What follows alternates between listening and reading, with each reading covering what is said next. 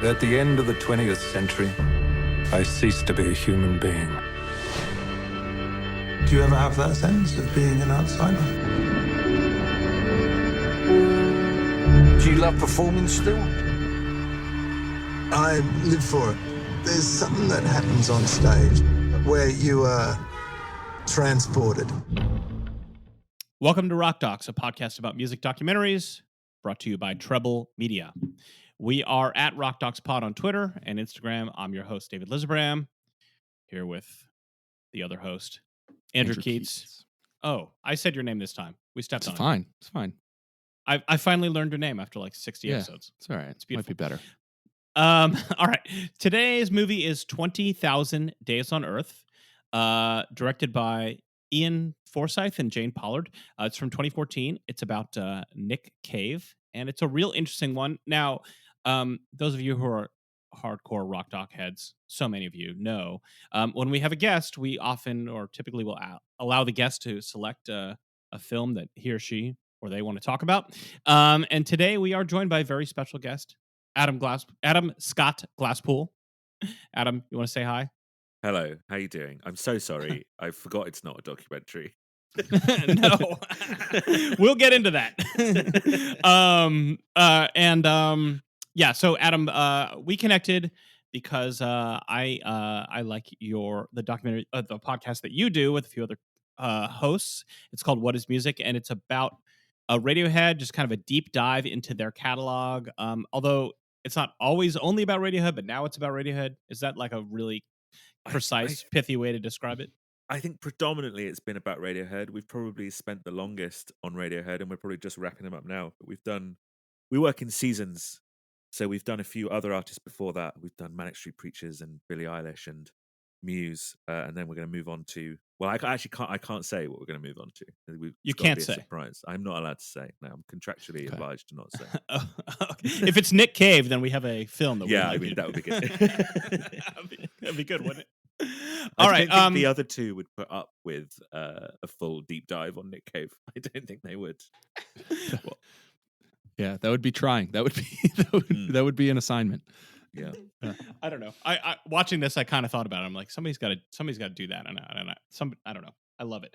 All right, let's Adam, why don't you tell us how you got into Nick Cave? I take it that you're a fan. This isn't your first encounter with the Nick Cave extended cinematic universe, etc. No.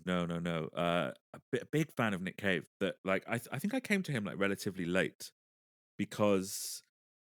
I mean, he's like this fringe rock star, right? He's not like the most mainstream, well-known rock star in the world, but he has now kind of like a bit of a legendary status like behind him, I suppose.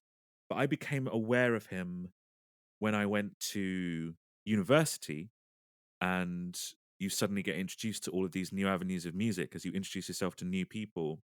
And I remember someone saying, "Oh, well, you've got to listen to Nick Cave." And I think the record that he had out around that time was Dig Lazarus Dig, Okay. And that is an interesting record. And I reckon it's not a lot of Nick Cave fans' favorite Nick Cave record.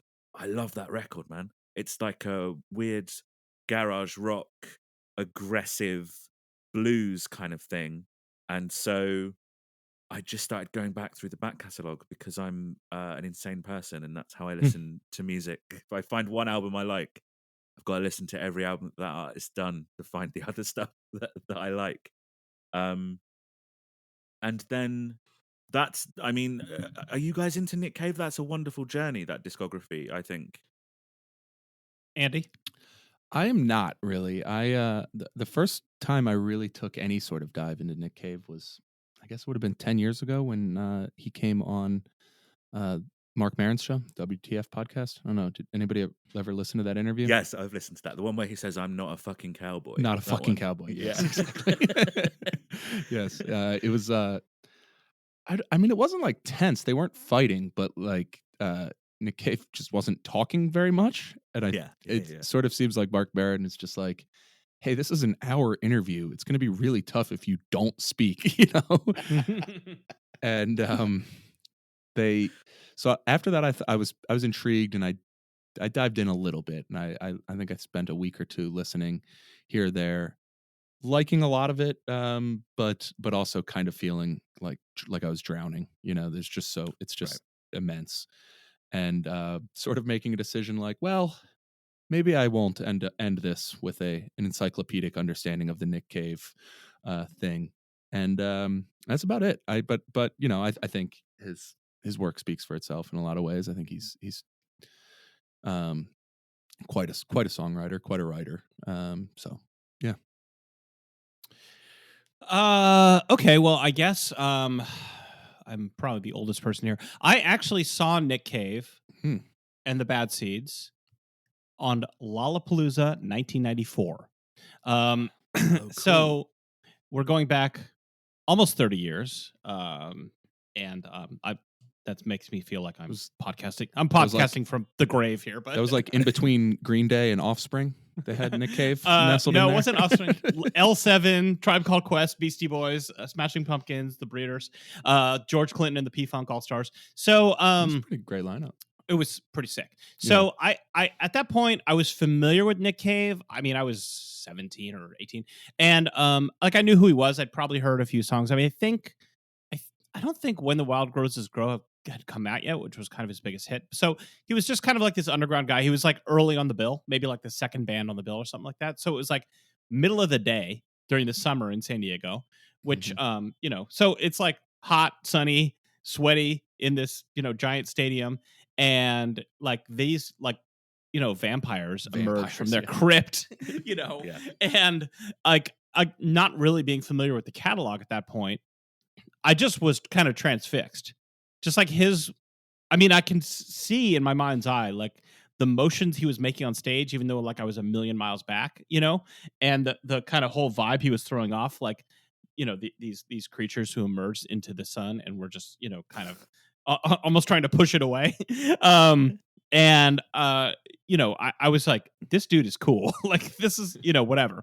And so I started kind of picking up a few albums here or there, and then Johnny Cash covered the Mercy Seat on that American Recordings thing. I don't know if it was on the first one, but it was in that kind of mix.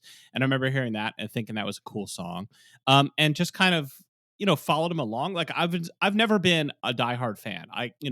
Off the top of my head, I could sound like I could name like every song he's done, or even like a lot. But it was most of the time when an album came out, I would check it out and get into it. And like, I really liked the Murder Ballads one, Abattoir Blues, The Lyre of Orpheus, which was like the double album that like, I don't know that it was that well received, but I really enjoyed it.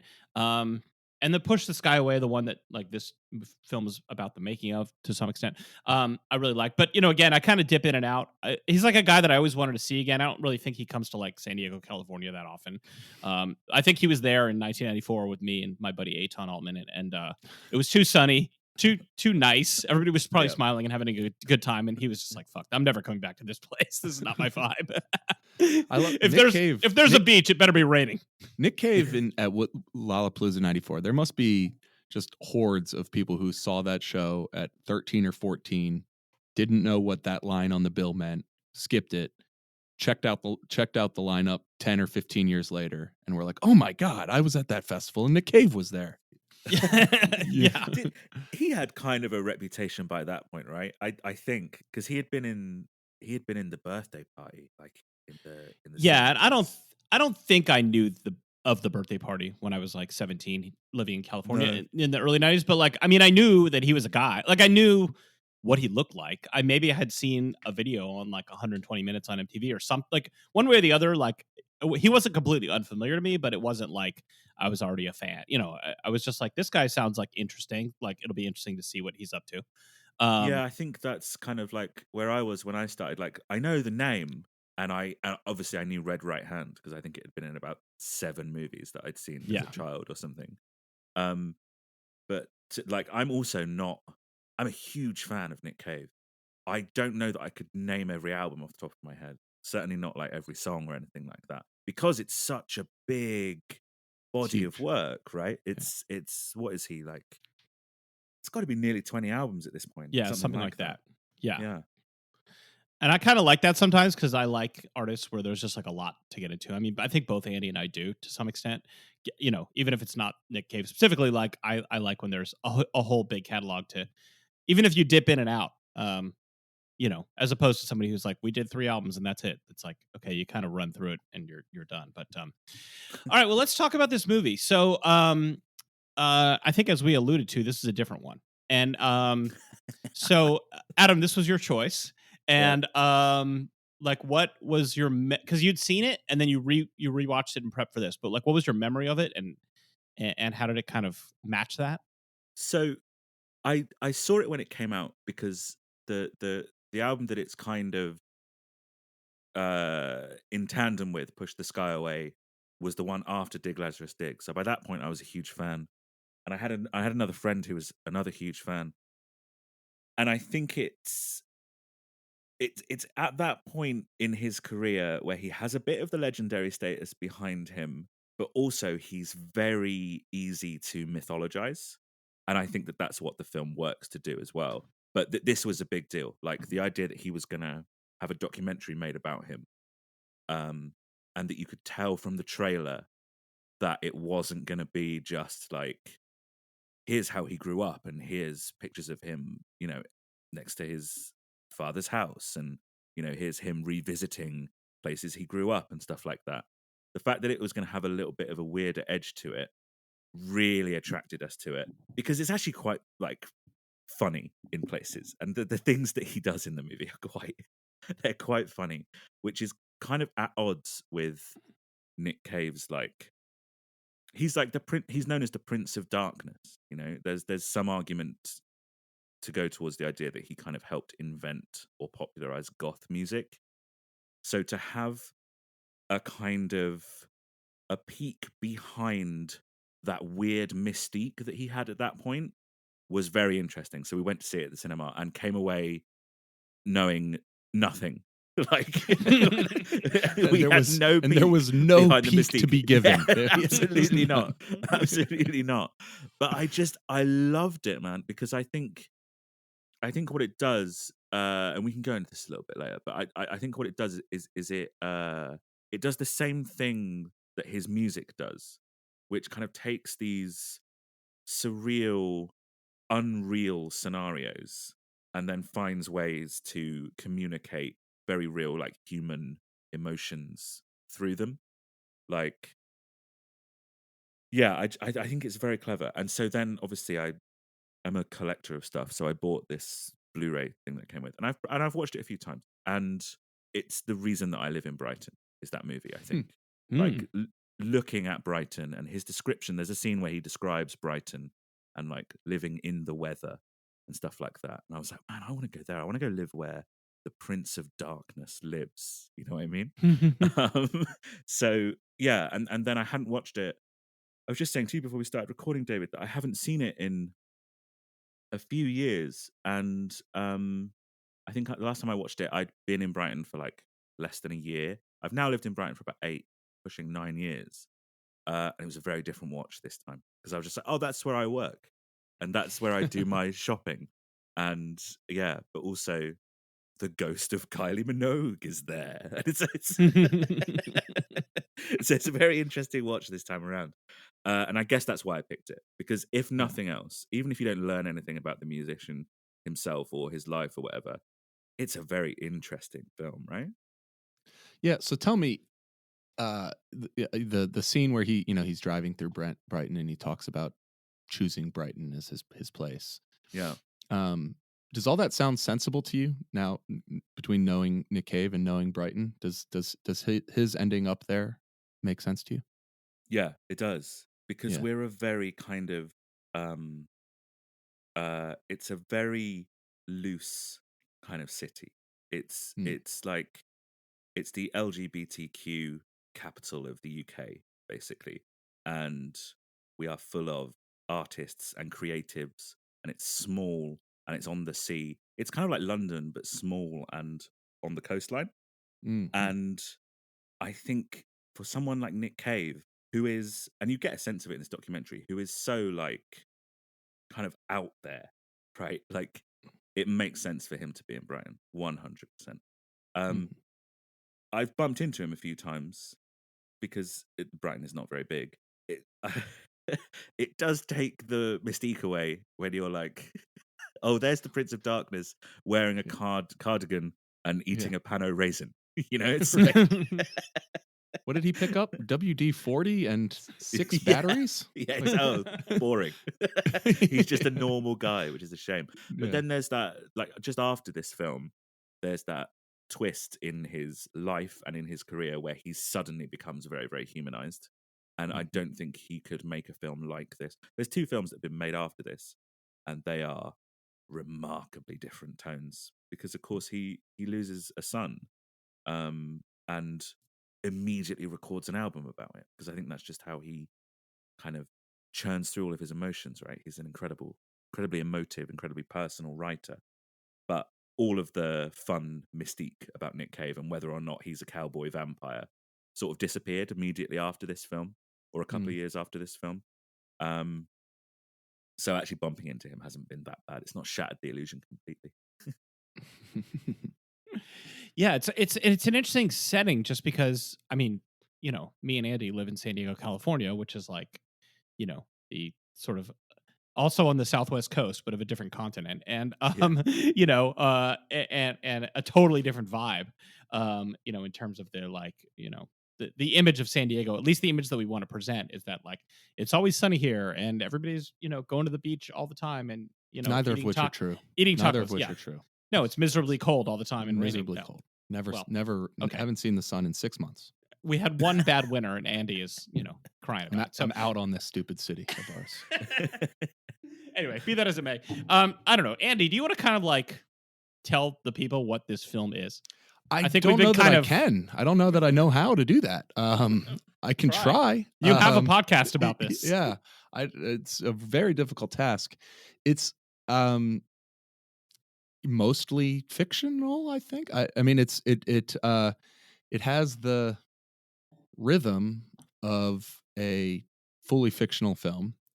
He has voiceovers, long voiceovers that are like essays. It's very essayistic. I think he's talking about himself, talking about his life, talking about his decisions, and then they're set to scenes of him doing things that are staged, that he's driving his car and he's being filmed, or he's getting ready in the morning, he's getting out of bed, and it's all very stylized, very brooding, I would say. And the movie sort of carries through that way. Yeah, I think it's been called a docudrama, which I guess maybe as close as anything. I mean, basically, first of all, it's extremely beautiful. I mean, like, every shot in this movie is like so well composed because it is not a verite, fly on the wall kind of documentary. It's essentially a staged film made by a pair of visual artists who, I think this is one of their very few films. Like, it's not like they're, filmmakers who are kind of slumming it doing a rock doc. This is an art project. Yes. That they're doing, and it sort of kind of follows the like a day in the life style, meaning like it starts with him waking up in the morning and you see, him in bed with his wife and getting up, although you only see like the back of her hair, and he gets up and then he goes through his day, even though nobody's really pretending this is one day, and it doesn't really strictly follow that. Like, it cuts back and forth between him and the studio and things like that.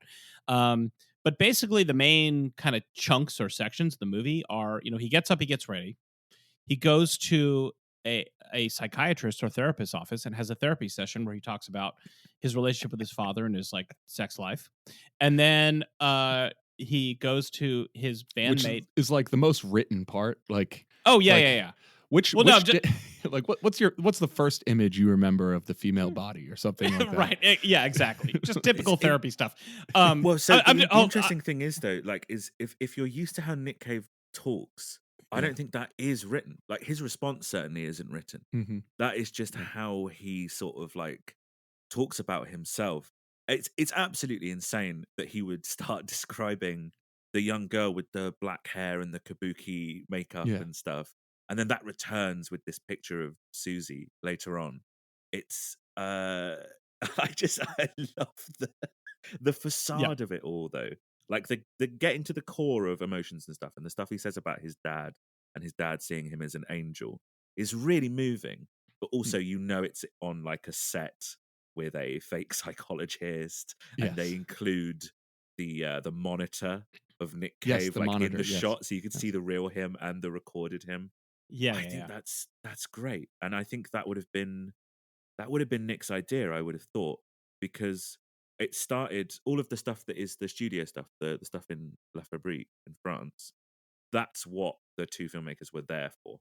Is that they just wanted a document of the album being made, and then they went to him and said, "I think we can do something a bit more interesting here," which is why Nick Cave is then credited as a writer on the film, because I think it's like written by him basically. Yeah, and as I say, it is like all the essays. Like I can't imagine that somebody else is going to write those voiceovers. That it is they're personal, right? Yeah, exactly. Yeah, I mean, look, it's a big part of this is like, I mean, it's almost a spoof of the genre in a way. Because look, every music documentary, the artist is playing a version of themselves, right? Whether it's Bob Dylan, whether it's Tina Turner, whether it's whoever, right? It's always, no matter how much they're like, we're going to show you how it really is, they're always, I mean, that's just how people are, right? They've seen a documentary before. They know how you're supposed to act on a documentary. Right. The cameras get in front of them. Even no matter what your intent is, you're going to end up doing documentary voice, telling the documentary stories you're supposed to tell, Right. So this is like, he's making it very clear here that he is playing a character called Nick Cave and talking about the events that happened to the real person, and revealing part of that, but, not in a complete, he's not pretending that it's, oh, there happens to be a camera here. I totally hadn't even noticed. None of that kind of baloney is happening. It's all very, all right. Well, So basically so the table of contents is just, go ahead. Well, I like juxtaposing it against like Rolling Thunder Review, where the fictional elements are just slid under there. That if you don't know enough about Bob Dylan, or you didn't read enough about the movie going in, you could totally miss them. That's certainly not the case here. I mean, the fictional parts of it are so high. I mean, they're filmed, they're staged, they're lit, they're all of the artifice is too obvious to miss. It's clear. It's clear immediately you're not watching a documentary by any stretch. Right. The Nick Cave character lives in this elevated world, and he wants you to believe that. Go ahead, Adam. I think in some ways that tells you as much about the artist as something like what's the Pennebaker Bob Dylan one? Is it Don't Look Back? No Direction. Is that right? Oh, Don't Look Back. Yeah, Don't Look Back. Yeah. Which is like this very cinema verite, like, hey, it's just Bob Dylan being Bob Dylan. And you learn a bit about what it must be like to hang out with Bob Dylan, and it seems slightly insufferable, but also very interesting. But you get a real idea of what Nick Cave is and who Nick Cave is, but also who he thinks he is. He thinks it's very funny or correct that there should be an underground Nick Cave archive museum somewhere. You know what I mean? Like he thinks that's great, and he focuses on memories, and the way that they do that is like bringing people from his past to drive in the car with him. Like obviously memory is very important to Nick Cave, and that's how they kind of extrapolate that onto film. I think I learned more about Nick Cave than I did watching, like, you guys did The World's a Little Blurry, right? Yeah, Billie Eilish. The Billie Eilish doc. Yeah. I think. Do you know what? I think we did it like within 2 weeks of each other. I think that's how. I think that's how we became aware of each other. But that is a very kind of like warts and all inside look. But I actually don't really feel like I know Billie Eilish any more than I did before I went in, and I feel like I get an understanding of what Nick Cave is going for, at least in his art, from this movie. Do you know what I mean? Yeah. I was actually thinking about that documentary, the Billie Eilish one, in connection with this, because they have something in common, which is that, about halfway through the movie, you're following this one person, and then there's a cameo by a galactically huge superstar that totally changes the temperature of the scene, and it kind of like works in a really interesting way. So in the Billie Eilish documentary, which is, now she's like as big as anybody. But when it was being made, she was still kind of up and coming and making her first album. And she meets Justin Bieber. So he's there for this one scene. And in this movie, they're talking about, the time that he recorded this song with Kylie Minogue and how they managed to get a hold of her to see if she would do the song. And Nick's driving around in his like vintage Jaguar, and like all of a sudden you turn around and Kylie Minogue has appeared in the back seat, and they have a dialogue about it, and it's so cool. And it's like those are the situations where you're like, oh, you know why this person is like such a big star. You know what I mean? It's like the entire like film stock seems to change or something. It's just a whole different vibe. But I love that. I mean, she comes off so cool. There's just the right amount, and it gets back into the narrative. But it's just an example of something that's done in the movie that like keeps it moving along. That like kind of plays with this pretense, like, okay, well, we can just make her appear, see if she'll do it. And it keeps the energy up and gives it that kind of burst. I love that bit. And in any other documentary, it would just be like, and in 1996, Nick Cave teamed up with Kylie Minogue, and then there would be an archive picture of them together, which they do in the actual archive. Sure. And then there'd be a talking head of Kylie Minogue going, oh, and she'd be telling that story. The idea of them having like the dialogue through the rearview mirror and then kind of morphing that, oh, hey, we worked together and this is how we did it. The way that they then morph that conversation into, well, what really scares you, Kylie Minogue? And it's being forgotten and it's being lonely and stuff. And you're not going to get that insight in like a different documentary, I don't think. I think the filmmakers and Nick Cave are very interested in the emotional processes of what it's like to be an artist, which I think just a standard documentary, Kylie Minogue's not going to go there, right? Yeah, I don't know. I mean, what is their lasting artistic relationship like? So they're pretty close. I mean, obviously they're both Australian, which counts for a lot, I think. But also, they had this one big song together. It's almost certainly, one of Nick Cave's. It was probably Nick Cave's biggest song until Red Right Hand became the theme tune for Peaky Blinders, it's probably overtaken it. But they were still kind of close, and they still hang out. I saw Kylie Minogue's set at Glastonbury in 2019. She was like the Tea Time Legend slot that they have, right? And she brought out Nick Cave for Where the Wild Roses Grow, which was insane because it's the biggest stage on one of the biggest festivals in the world, and not that many people know who Nick Cave is. But there was certainly like a little ripple through the crowd of people going like, oh, the vibe has changed. In the same way that the vibe of the film changes when Kylie Minogue shows up, the vibe of the Pyramid Field slightly changes when Nick Cave enters the Kylie Minogue set.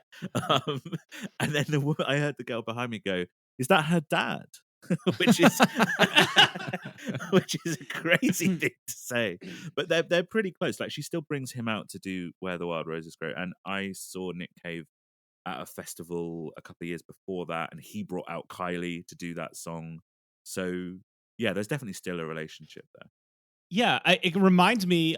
It just occurred to me, like the closest comp to that is the National and Taylor Swift. Like, right. It's that's the American equivalent of this, where you have this like, you do not get bigger pop superstar and this like dark, dour, band of guys in tailored suits, singing these mopey, mournful songs. And yet like they all seem to like have clicked with each other, and really like there seems to be a genuine fondness there. And that's obviously more of a long lasting artistic collaboration. But, yeah, I mean, if you told me, I don't know, 5 years ago or something, like Taylor Swift and the National are just going to be like totally bros, and that, I would just say like, you're insane. And here we are. It seems cool. Yeah, it does seem cool. She's on their new album, right? Is that out yet? No, I think it's this quite. week. Comes out this Friday. Comes out this Friday. Yeah. Well, I'll have heard it by the time this comes out. So I either love it or don't. There you go. We'll edit. Well, just say, why don't you record saying I love it or that album sucks, and then I'll just pick one. No, I don't know. Okay. We're all good. Another great sequence, I think, is the stuff with Warren Ellis. who is Mm.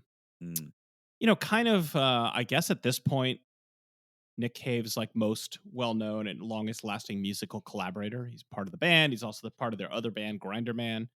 Those two albums are great, by the way. I love those albums. Yeah, they're cool.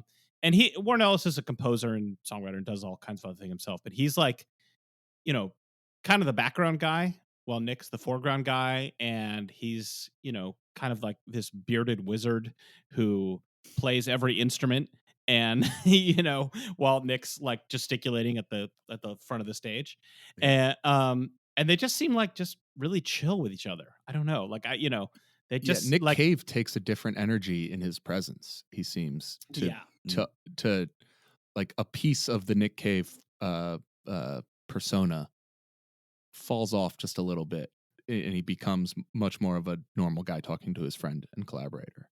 Because Warren Ellis especially comes off as like kind of an everyman, kind of a he's like almost like a guy you expect in a documentary. He's a musician telling stories, sharing tales from the road, a lot of stuff like that. But also kind of one of the coolest people alive as well. Oh yeah, absolutely. Like, but I guess this will be more critical, I think, than I mean. But some of the pretension comes out of the film during the Warren Ellis section. Yeah, I think. Yeah, it does. Yeah. Mm-hmm. I think you can just tell he feels much easier in that guy's company, which is why they have such a great artistic collaboration. There's one of the documentaries made after this is just about those two. Mhm. It's I can't remember. It's called This Much I Know to Be True. It's the one I haven't seen. Mhm. But it follows them as Nick Cave and Warren Ellis kind of delve into more. I guess that his music is more ambient these days than anything else. So it kind of follows them like delving into that. But their relationship in that movie and in this movie really comes through. And the scenes of them like writing together are very interesting indeed. Like, Yeah. Yeah. I mean, Warren seems like kind of like the band leader, basically. He's the Right, kind of like the musical director. He's the in a way. musical director. Yeah, that's a good title for it, right? Yeah. But like, I want his life though. Living in a little like Mhm. cottage thing by the sea, cooking eels and squid ink pasta or whatever it is that he's cooking Nick Cave, who then decides, actually, I'm just going to have bread and butter for this. I'm probably not going to eat that. So telling we stories do about Nina in- Simone. Oh yeah, exactly. I was going to say. So in this section, we get the triumphant return to the Rock Docs cinematic universe of Nina Simone. Yeah. Who we gushed over effusively in the Summer of Soul episode because her performances in that are incredible. She's sort of a main character of that movie. Here we get sort of a different cut on the legend of Nina Simone. I don't know. What do you want to go through it, David? It's so good. It's so good. They talk about how I guess they're playing some festival or some kind of concert. How do they get on it? How do they get on the Nina Simone conversation? So Nick Cave just says he's been thinking about it because Nick Cave was asked to curate his own festival in London, the Meltdown Festival, where you do like a few nights over a week. He would have played one night and then he gets to select the other artists. So he would have picked Nina Simone.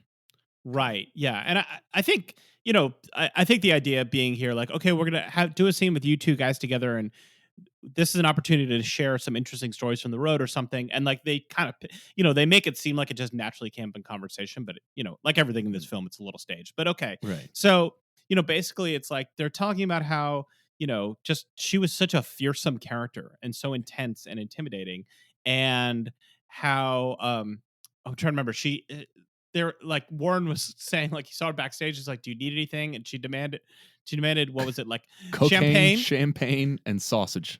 Right. Yeah. That was the thing. That's right. Sausage, cocaine, and champagne. So then he sent somebody off to go get those things, as you do. And the same order I usually put in, by the way, whenever I go to a restaurant. And she did a bump. She drank the champagne. She ate the sausages, went out, and apparently she just like walked to the edge of the stage and just like gave the at the beginning of her, she walks on stage, she walks in front of the stage and just gave the crowd a look of complete disgust.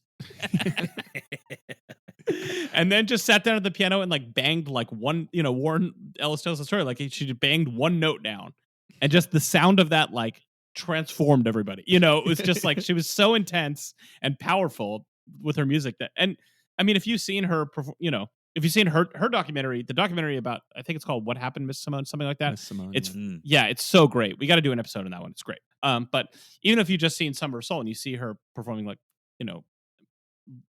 it's like so. Yeah, the intensity is just incredible. The like intensity is insane, and it's compared to Nick Cave, who's intense in his own way. Yeah. But it's totally understandable why he would gravitate to her as a performer. I get that completely. That's right. Compared to Nina Simone, Nick Cave is like Jack Johnson in his level of intensity. Yeah.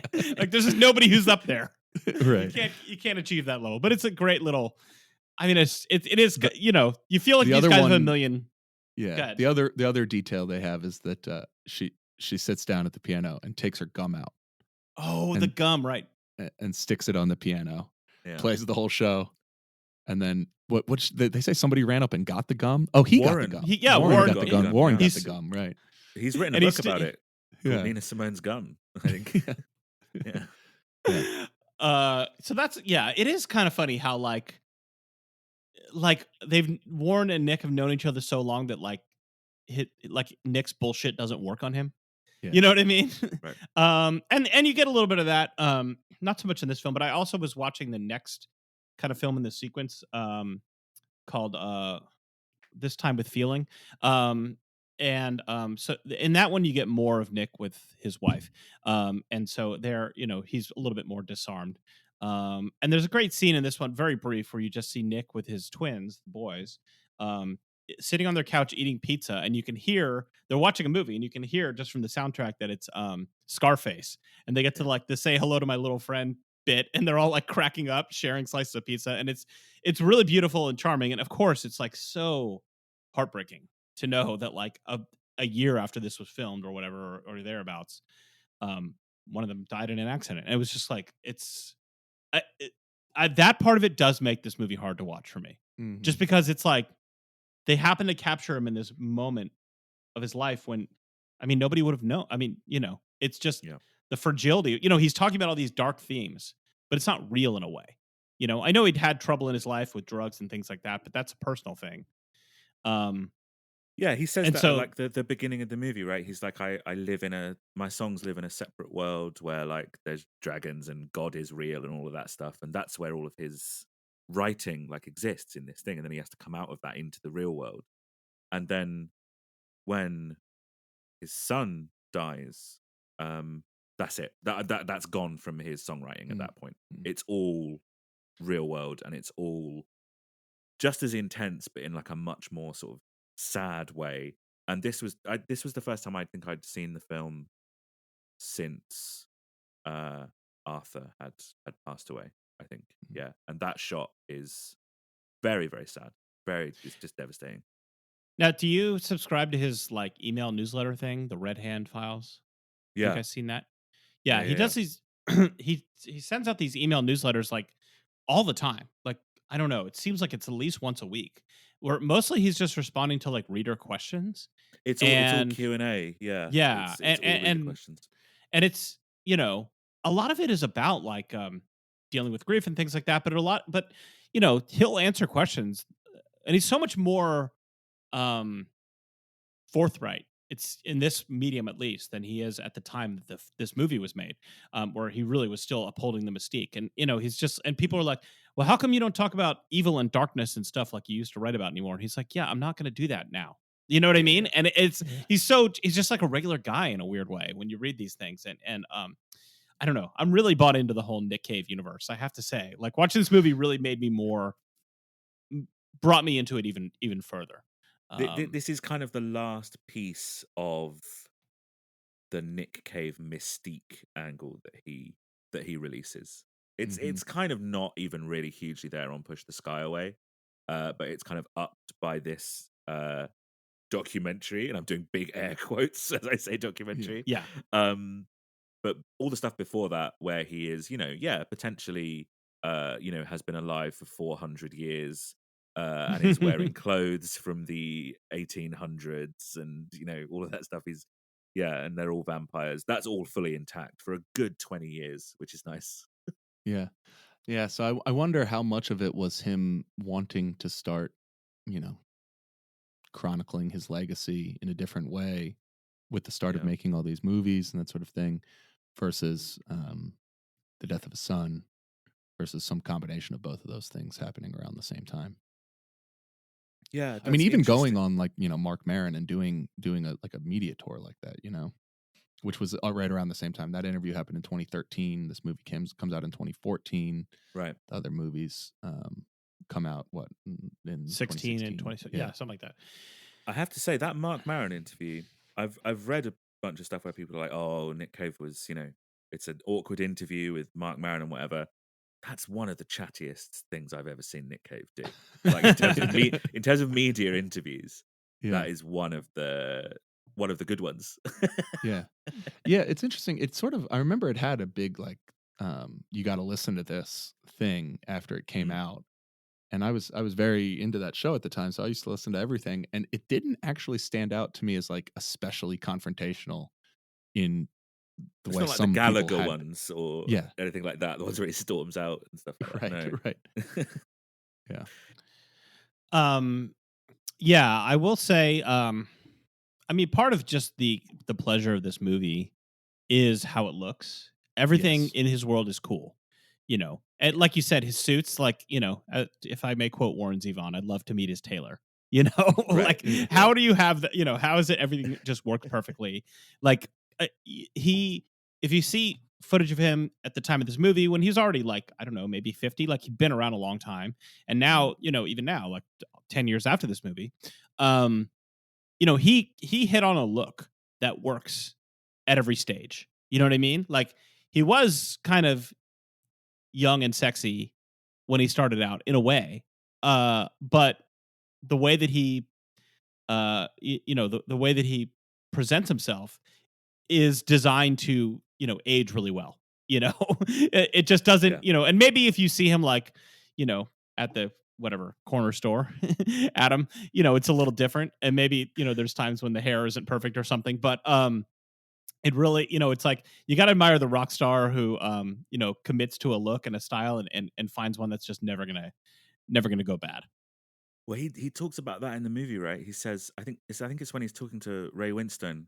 Yeah, because Ray Winstone is talking about reinvention, and Nick Cave is like, "Oh, I can't reinvent myself.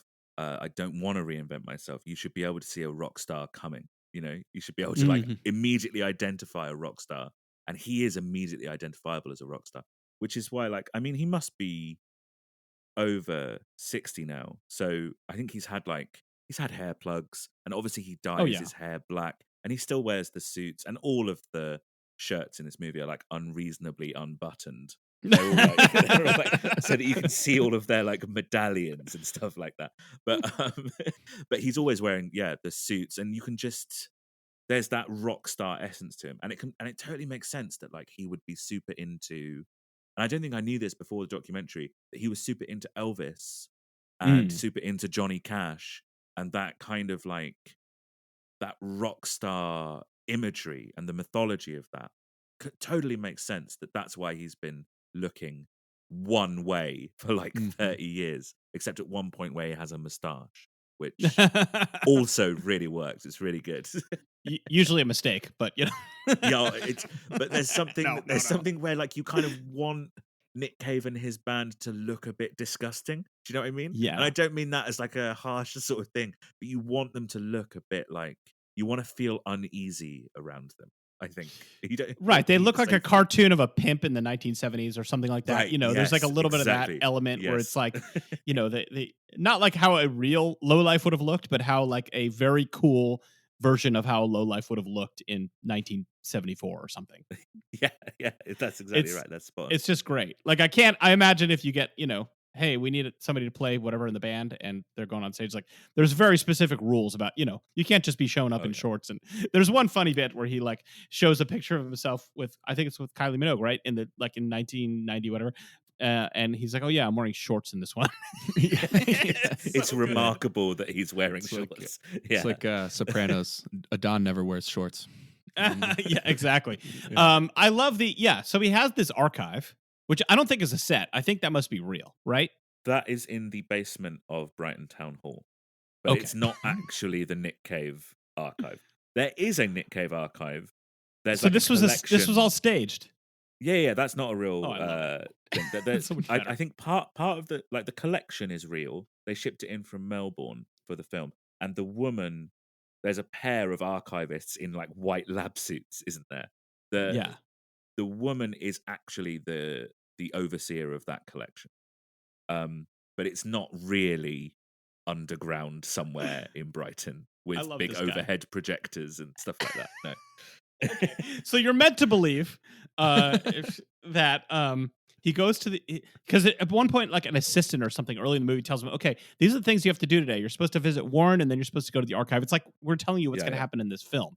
And Oh, immediately I was like, incidentally, archive. sorry to interrupt. Incidentally, he gets that message in his office. The office you Right. see, also not his office.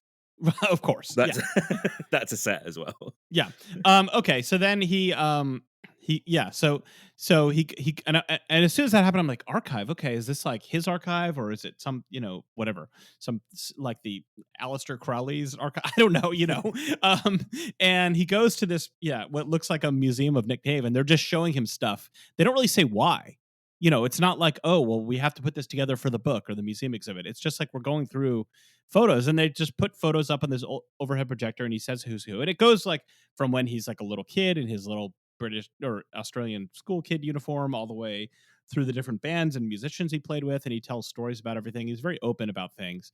One of my favorite parts of that is when they show a picture of Susie, his wife, who is very camera shy. He talks about that because he's like, she's so good on camera. She was like a model and all these things. But he describes this picture and he describes when he met her. And basically what he says is the first moment he saw her, he then goes on to describe like every famous woman that he ever had the hots for. You know what I mean? He's Yeah. like, it was like seeing Marilyn Monroe and Gene Simmons in this movie, and all the Playboy Playmates and the Page 3 girls and the woman in this, whatever toothpaste commercial. Like every girl he ever dreamed about in his life, and it was like they were all blown away the moment I saw her, and I'm just like, I can't, like, I'm not sure. Like, I feel like if I said that to my wife, she'd be like, you're an idiot. I don't know. I guess I'm not Nick Yeah, Cave. I don't think sure. I could pull that off. Right, exactly. He's able to pull that off somehow. Like, I don't know how he does it. But it's very real in a way. But it's very real. And it's also like such a perfect encapsulation of the energy of, or the roles that women play in his songs and his art. Yes, yeah, and the way he calls back the black hair, white face thing that he alluded to earlier, and the fact that as he's listing all of these famous women that he's had some kind of infatuation with, and this is just after that he's revealed as well that he, like, for a time in his life kept 3 locks of women's hair, and you're like, okay, well, who is this guy then? But anyway, as he's going through like all these women, and they all appear Which on are we the are we TV supposed to screen believe behind that? him. Are we supposed to That believe is that true. he did that? Okay. Yeah, that is true because those photos of him in his little room in Berlin, those are real, and he has like pages of the Bible up on his wall that he's like drawn over, and he keeps doodling naked women right in the film as well. Yeah. That's real. You can buy that as wallpaper from his shop now. If you guys are interested in that. Yeah. I don't know if that's your kind of vibe. I'm not sure. Sure. Yeah. It'd really go over with my 6-year-old. but yeah, he did actually like keep women's hair, and so when he's talking about the women, they all like appear on the TV, and you get this like montage of all this like sexual stuff and nudity and these famous women, and it culminates in all of that came to a head the first time that I met Susie. And you're right, like it's one of the most pretentious things you can say about probably anybody. But there's something about the film where I come away from the film going, "Oh, that was beautiful. That wasn't like over egged or anything." I actually really like responded to that moment this time around. All right, so there's a lot to kind of unpack here. I mean, yeah, like you kind of mentioned the Ray Winstone appearance. That one didn't do as much for me. as some of the other little Yeah. cameos, but it's interesting to see him. I know they had worked together on some films and things like that. Again, this is not really intended to be a film where like they're giving you they're giving you his past, but it's not the full Wikipedia entry. I mean, there are children and wives and other people who are not mentioned for whatever Yeah. reason. There's a fair amount of music. There is a lot of music. We haven't really Yeah. talked about that. It's There's- almost the least remarkable bit of this film, right? Is the musical performances. Yeah, it's like we take breaks and then you get like a straightaway performance every 10 minutes or something like that, 15. Right, and it's in the studio. He's recording. Again, you just don't know how much is really staged or how much this was really the recording. But I don't know. That part seems pretty straightforward, I guess. Probably weren't recording. I bet you those are just performances. They're very good. I think, and I might be wrong, but with the exception of a few lines where they may be punched in, that performance of Higgs Boson Blues is the one that ends up on Push the Sky Away. Okay. I think. Yeah. I wouldn't put money on it. Don't ask me to put money on it. but I reckon so. And I think that's when the filmmakers were more in the making of an album, fly on the wall mode than they were let's go to the Nick Cave archive. Yeah, I would love. You mentioned, Adam, that you have like the Blu-ray of this, or is there like any commentary or anybody? Is there any pulling back the curtain on this, or it's just like here's the film? There's no commentary. There's deleted scenes. There's a making of, which does kind of. The making of is just a different artificial project. It's like, exactly. it's just the directors are playing themselves. It's completely artificial. It's turtles all the way down. There's some good like stuff that they cut out. There's extra stuff of the interviews, especially with and it's interesting. Like, I wonder how much knowledge you have to have of Nick Cave before you go into the movie, because there's maybe like the biggest interview of it, the most surprising aspect of it is that he gets to sit in the car with Blixer Bargeld, who he had not seen in years and years and years at that point, and I think there was a bit of like a falling out. So, and I don't think the film doesn't make that obvious to you if you don't already know that, right? Or at least I don't remember it making it very obvious to you. Yeah, it didn't make it obvious to me. But the Blu-ray set comes with a script, which is also very interesting, where everything is like scripted out, and Interesting. Yeah, I don't I don't really know the story so much about Blixa. I mean, I think I kind of clocked that, they were in the band together, but I don't really know that backstory. So that part didn't really make much of an impression on me. He was in Warren Ellis's position before Warren Ellis. He was kind of Nick Cave's go-to guy. The bad seeds, you could kind of distill them a little bit down to Nick and Blixer, in the same way that you could kind of distill it down right now to Nick and Warren. And I think as Nick Cave, he talks about in the movie, he wanted to disrupt the process that they had. So he came in with like fully written songs and was like, this is what they're going to sound like. And then I think Blixer was a bit like, well, that's not really what I want to do. So peace. I'm out of here. And I'm not sure how much of an actual falling out there was. I know there's stuff around like management and Blixer starting a family and stuff, but for whatever reason, they hadn't talked in something like 10 years at one point. So incredible to see them just like sat next to each other shooting the shit in this movie. But Before you have Blixer to know that, right? You have to blinks have, away you have to have that context with a hard cut from like a ghost disappearing or something. Yeah, it's so cool. I love that about this movie. It's a weird movie, though, right? It's bizarre. It is. I forgot. Yes, I completely forgot. Sorry, guys. I should have picked one of the other. No. ones. I think it was. Well, it was a nice surprise because I just started watching it. I was like, boy, okay, this is.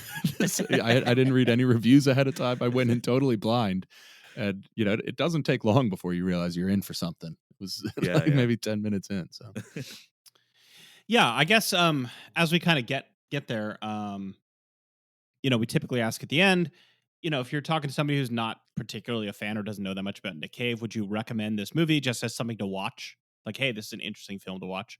Adam, I'll start with you. I mean, obviously you picked this. Yeah, so. I think so.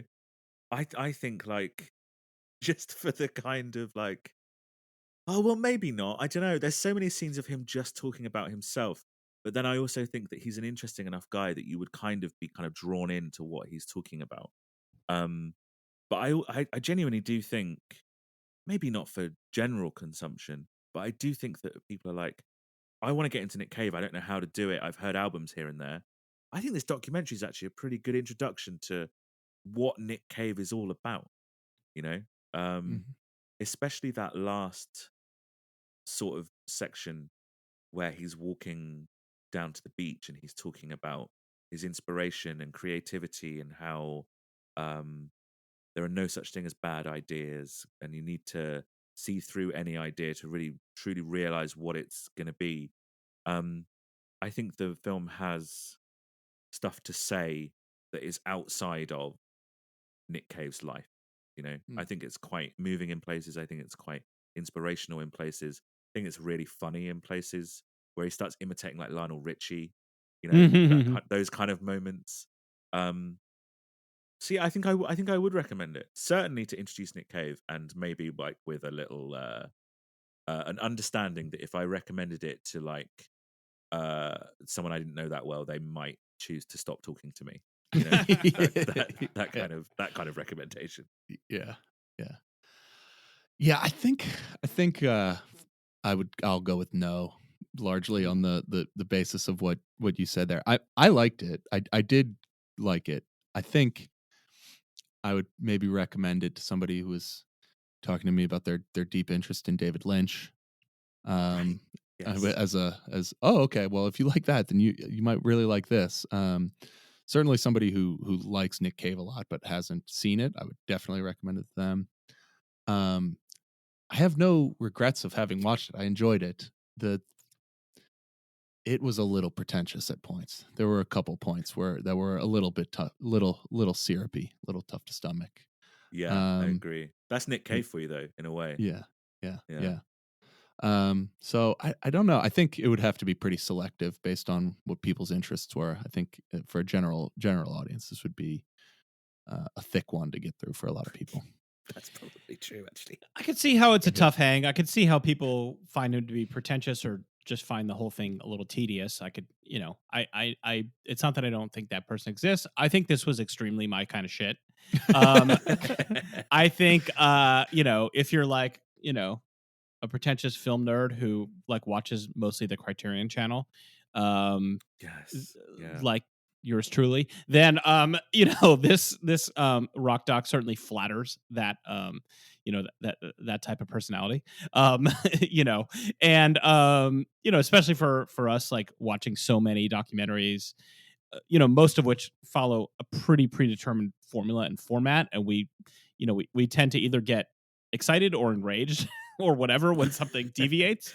For me, that totally, I think just like I was way more sprung for the weird parts of the Dylan documentary, and a few other things we've looked at. I love people playing with the form, so that part of it really was fun for me. So yeah, I mean, exactly like you guys said, like I wouldn't just recommend it like to my mom or something, like necessarily. Maybe she, I don't know, but Oh, you like the not, new Spider-Man? You would love 20,000 Days on Earth.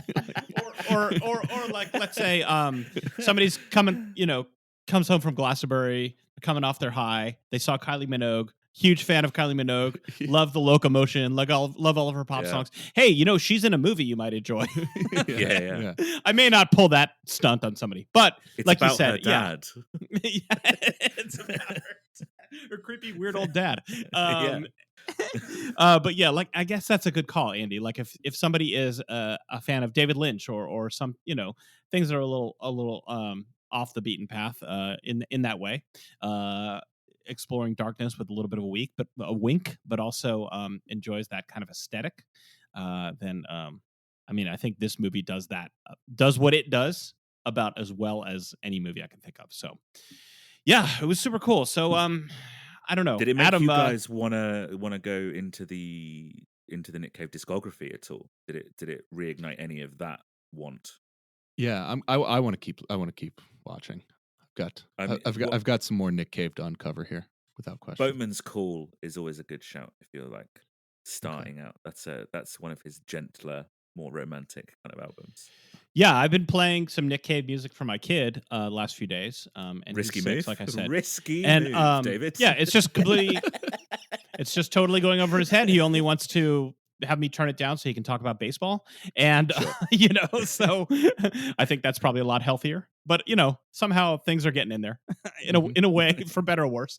I like it. I'm now scrolling through the other movies he's done. I'm going back through the music. I want to live in this world a little bit. And so, it was a lot of fun. So thanks for, he's written movies as well, right?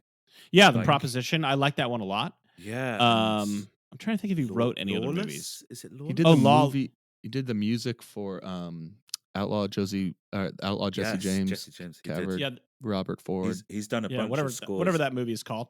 You'll know this, Andy, from the Mark Maron interview. He was commissioned to write the script for Gladiator 2, which would have seen him have to kill Christ, I think was the idea of that sequel. Didn't get made. Shame. Fascinating. Shame. That's yeah. What a departure. I know, right? He also did the music. He and Warren Ellis did the music last year for that movie Blonde. That was the Marilyn Monroe biopic, directed by Andrew Dominic, who'd also done some other Nick Cave documentaries. And I guess Nick Cave, he did the score for it with Warren, and then they were interviewing him about it, and he said, "Oh yeah, this is my favorite movie of all time," which is just really, I don't know if he was just instructed by the PR team. You're supposed to really sell this movie. So he's like, "Oh yeah, this is my favorite movie of all time." And that's a bit, or if he's just like, "Yeah, this is my shit," because that movie is also a real ride. Anyway. All right. Adam Scott Glasspool, thank you so much for doing this. You want to plug where people can find you? Your music is very cool. Your podcast is very cool. You're doing cool stuff over there in rainy Brighton. That's very kind. Thank you. Thank you for having me. So there's the What Is Music podcast, which I'm assuming that you have a lot of music fans that listen to this because it's about music documentaries. So come on over to we do deep dives of discographies, and we're doing Radiohead at the moment, and we've gone too deep. So we've done all their albums, but we've got 3 months left. So come and join us with that. I have a film podcast which is on hiatus. It's not really probably worth mentioning. It's called Cruise Views. We did every single Tom Cruise movie. That was fun. Love it. And if you just search Adam Scott Glasspool on Google, my music or my podcasts or whatever come up if you want more of my boring English voice and no takes on the music. We love it. Well, or if you're just lurking around Brighton looking for, Nick Cave haunting the corners of this town. I'll be with you. I'll be joining you. Awesome. All right. Well, thank you for listening to Rock Docs. If you liked what you heard, please go ahead and leave us a review on Apple Podcasts or wherever you like to review podcasts, if that's your thing. Let us know what you think about the show. We're on Twitter at RockDocsPod. We take suggestions, comments, criticism, insults, etc. Rock Docs is a Treble Media podcast. Treble is a fully independent media outlet devoted to music. You can find out more at treblezine.com. Treblezine with a Z.com. And if you'd like to support the community of writers and creators behind Treble, please head to patreon.com/Treblezine. And thanks for listening to Rock Docs. I wake. I write. I eat. I probably had more meals with you than my wife. I watch TV. Awesome. This is my 20,000th day on Earth. Darian's ready to see you now. What's your earliest memory of a female body? Huh? What do you fear the most? It does worry me that I'm not going to be able to continue to do what I do and reach a place that I'm satisfied with. In a sense? Because memory is what we are. Your very soul and your very reason to be alive is tied up in memory. Those moments when the gears of the heart really change. Should we stop there? I'm transforming, I'm vibrating, I'm glowing, I'm flying. Look at me now, I'm flying. Look at me now.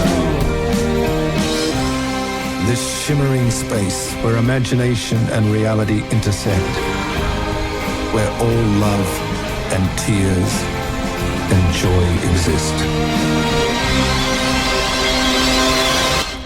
This is the place.